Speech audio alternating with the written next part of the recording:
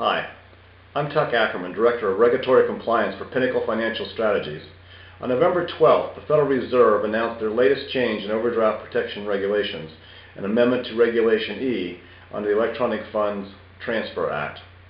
This is the Fed's third major amendment to regulations in an attempt to curb perceived abuses in overdraft protection programs and practices. The first two were amendments to Regulation DD, with the latest including a prohibition to showing balances to customers that may include overdraft funds or limit tolerances, especially at ATM terminals. This latest amendment goes into effect January 1st, 2010. Regulation E now goes a step further by restricting the authorization for the payment of overdrafts when the transaction is initiated at a point-of-sale terminal or an ATM, unless the customer specifically has previously requested it, or rather opted in for such coverage.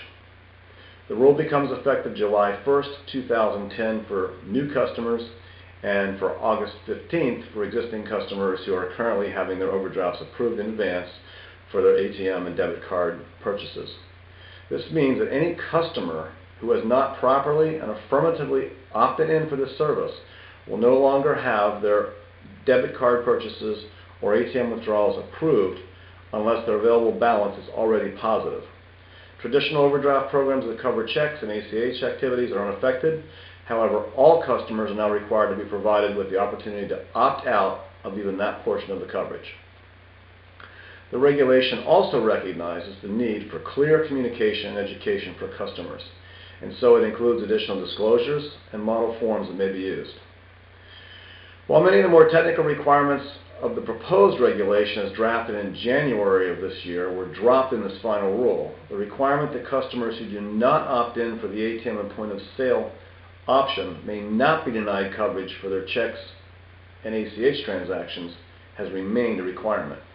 This means that the core deposit systems will probably need substantial modifications to enable them to differentiate between customers who have opted in and those who have not when running an automated overdraft program. This new rule goes a long way towards addressing an area where there's been a lot of confusion and bad press, especially with the non-disclosed secret overdraft programs.